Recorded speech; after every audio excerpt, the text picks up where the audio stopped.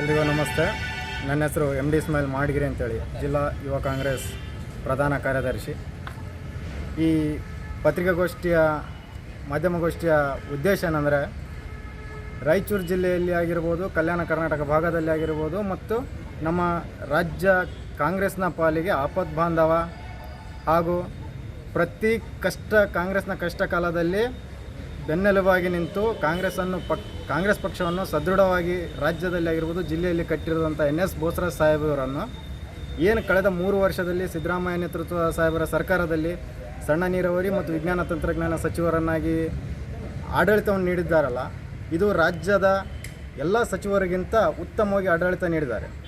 ಈಗ ಮುಂದಿನ ಏನು ಮುಖ್ಯಮಂತ್ರಿ ಬದಲಾವಣೆ ನಮ್ಮ ಪಕ್ಷದಲ್ಲಿ ಆಗಿದ್ದು, ಮುಂದಿನ ದಿನಗಳಲ್ಲಿ DK ಶಿವಕುಮಾರ್ ಸಾಹೇಬರು ಮುಖ್ಯಮಂತ್ರಿ ಆಗುತ್ತಾರಲ್ಲ, ಅವರ ಸಚಿವ ಸಂಪುಟದಲ್ಲಿಯೂ ಸಹ ನಮ್ಮ NS ಬೋಸರಾಜ್ ಸಾಹೇಬರನ್ನು ಅದೇ ಖಾತೆ ಸಣ್ಣ ನೀರಾವರಿ ಮತ್ತು ಬೃಹತ್ ಜಲಸಂಪನ್ಮೂಲ ಖಾತೆ ಕೊಟ್ಟು ಅವರ ಅನುಭವವನ್ನು ಈ ರಾಜ್ಯ ಪಡೆದುಕೊಳ್ಳಬೇಕೆಂದು, ಹಾಗೂ ನಮ್ಮ ರಾಯಚೂರು ಜಿಲ್ಲೆಯ ಉಸ್ತುವಾರಿಗಳಾಗಿ NS ಬೋಸರಾಜ್ ಸಾಹೇಬರನ್ನು ನೇಮಕ ಮಾಡಬೇಕೆಂದು ನಾವು ಈ ಮೂಲಕ ನಿಯೋಜಿತ ಮುಖ್ಯಮಂತ್ರಿಗಳಾದ DK ಶಿವಕುಮಾರ್ ಸಾಹೇಬರನ್ನು ಮತ್ತು ನಮ್ಮ ಕಾಂಗ್ರೆಸ್ ಪಕ್ಷದ ಹೈಕಮಾಂಡನ್ನು ನಾವು ಒತ್ತಾಯ ಮಾಡ್ತೇವೆ.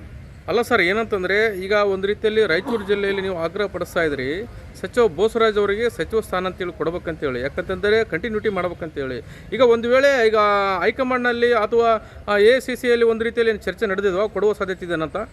ನೋಡ್ರಿ, ಅವರ ಆಡಳಿತ ಅನುಭವ ಆಗಿರ್ಬೋದು, ಅವರು ಪಕ್ಷದ ನಾಯಕರ ಜೊತೆ ಹೊಂದಿರುವ ಅನ್ಯೋನ್ಯ ಸಂಬಂಧ ಆಗಿರ್ಬೋದು, ಅವರಿಗೆ ಸಚಿವ ಸ್ಥಾನ ಸಿಗುತ್ತೇನಂತೇಳಿ ಇಡೀ ರಾಜ್ಯದ ಜನತೆ ಗೊತ್ತಿದೆ. ಯಾವುದೇ ಕಾರಣಕ್ಕೂ ಸಚಿವ ಸಂಪುಟದಲ್ಲಿ ಅವರ ಇಲ್ಲದೆ ಸಚಿವ ಸಂಪುಟ ಆಗಲು ಸಾಧ್ಯವೇ ಇಲ್ಲ. ಮುಂದಿನ ಸಚಿವ ಸಂಪುಟದಲ್ಲಿ ನಮ್ಮ NS ಬೋಸರಾಜ್ ಸಾಹೇಬರು ಖಂಡಿತವಾಗಿ ಮಂತ್ರಿಗಳಾಗಿ ರಾಯಚೂರು ಜಿಲ್ಲೆಯ ಉಸ್ತುವಾರಿಗಳಾಗಿ ಮತ್ತೊಮ್ಮೆ ಈ ಜಿಲ್ಲೆಗೆ ಬರುತ್ತಾರೆ ಅಂತೇಳಿ ನಮಗೆ ನಂಬಿಕೆ ಇದೆ. ಕಾಂಗ್ರೆಸ್ ಮುಖಂಡರು, ನಾನು ಈ ಒಂದು ಪತ್ರಿಕೆ ಮುಂದೆ ಹೇಳಿಪಡಿಸೋದು ಏನೆಂದರೆ, ಈ ಒಂದು ನಮ್ಮ NS ಬೋಸರಾಜ್ ಸಾಹೇಬರು 50 ವರ್ಷಗಳ ಕಾಲ ಸುದೀರ್ಘವಾಗಿ ಪಕ್ಷ ಸಂಘಟನೆ ಎಲ್ಲ ಊರುಗಳಲ್ಲಿ, ಯಾವುದೇ ಒಂದು ಊರಲ್ಲಿ ಹೋದರೂ ಕೂಡ 10-20 ಜನರನ್ನು ಹೆಸರಿಟ್ಟು ಕರಿತಕ್ಕಂಥ, ಡಿಸ್ಟಿಕ್ನೊಳಗೆ ಎಲ್ಲೇ ಆದರೂ ಕೂಡ ಯಾವುದೇ ಒಂದು ಊರಲ್ಲಿ ಹೋದರೂ ಕೂಡ ಅವ್ರು ಹೆಸರಿಟ್ಟು ಕರಿತಕ್ಕಂಥ ಒಂದು ಮನೋಭಾವನೆ ಅವ್ರಿಗೆ ಇಂದಿನ ನಮ್ಮ ಸಿದ್ದರಾಮಯ್ಯ ಸರ್ಕಾರದಲ್ಲಿ ಸಣ್ಣ ನೀರಾವರಿ ಮತ್ತು ವಿಜ್ಞಾನ ಮತ್ತು ತಂತ್ರಜ್ಞಾನ ಸಚಿವರನ್ನಾಗಿ ಮಾಡಿದ್ದರು.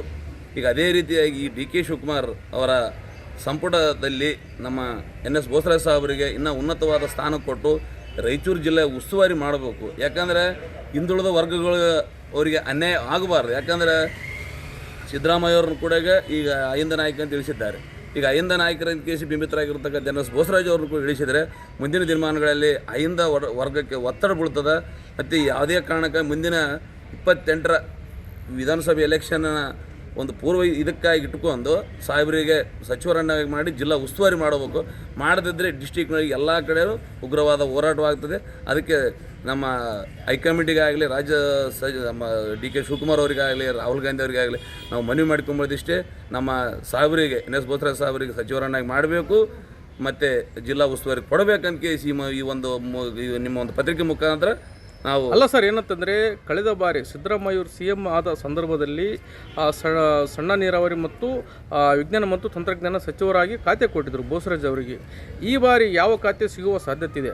ನಮಗೇನಂತ ನೀರಾವರಿ ತಜ್ಞರಂತಲೇ ಹೆಸರಾಗಿರ್ತಾರೆ. ಇವತ್ತು ಮುಂಡ್ರಾಬಾದ್ಲಿಂದ ಹಿಡಿದು ಲಾಸ್ಟ್ ನಮ್ಮ ಥೈಲ್ಯಾಂಡ್ ಅಂತಲೇ ಯಾವ ಕಾಲಕ್ಕೆ ಎಷ್ಟು ನೀರು ಹೋಗ್ಬೇಕು, ಎಷ್ಟಿಲ್ಲ ಅಂತ ಅವ್ರಿಗೆಲ್ಲ ಗೊತ್ತು. ಅದಕ್ಕೆ ಸಮಗ್ರವಾಗಿ ಅವರಿಗೆ ಭಾರಿ ನೀರಾವರಿ ಸಚಿವ ಕೊಟ್ಟರು ಕೂಡ ಇದರಲ್ಲಿ ಯಾವುದೇ ರೀತಿಯಾಗಿ ಅನುಮಾನ ಇಲ್ಲ. ಅವರು ನಿಭಾಯಿಸ್ಕೊಂಡು ಹೋಗ್ತಾರೆ. ಎಂಥ ಖಾತೆ ಕೊಟ್ಟರು ನಿಭಾಯಿಸುವಂಥ ಶಕ್ತಿ ಯಾರಾದ್ರಿಂದ ಅದು ಬೋಸರಾಜ್ ಸಾಹೇಬ್ರು ಅಂತ ಹೇಳಿದ್ರು ಕೂಡ ಘಂಟಾಘೋಷವಾಗಿ ಹೇಳ್ತೀವಿ. ನಮಸ್ಕಾರ. ಅಬ್ಬು ಪಟೇಲ್ ಮಾನ್ವಿ ಅಂತ, ನಾನು ಕಾಂಗ್ರೆಸ್ ಮುಖಂಡನಾಗಿದ್ದೇನೆ.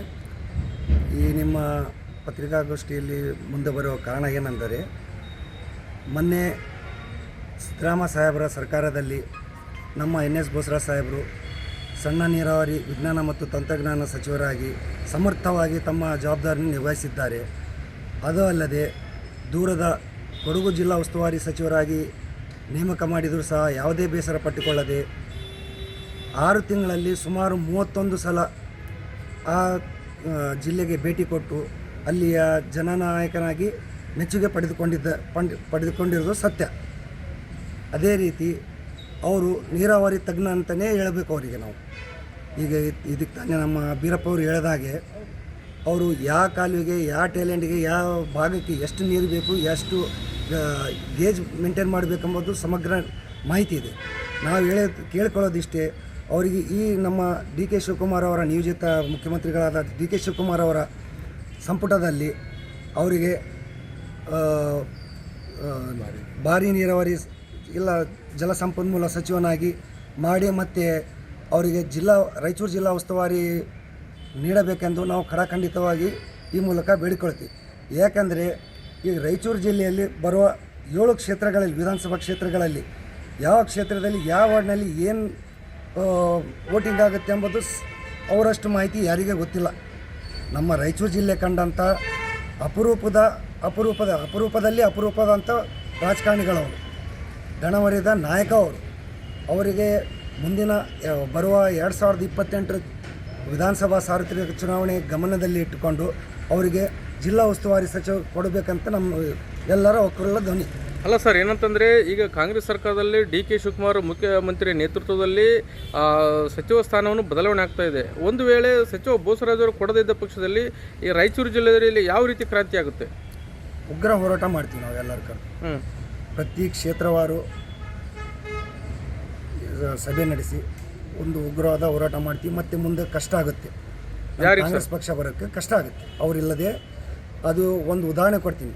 ಊಟದಲ್ಲಿ ಉಪ್ಪು ಇಲ್ಲ ಅಂದರೆ ರುಚಿ ಇರಲ್ಲೋ ಅದೇ ರೀತಿ ಆಗುತ್ತೆ ಅಂತ ನಾನು ಹೇಳಕ್ಕೆ ಬಯಸ್ತೀನಿ.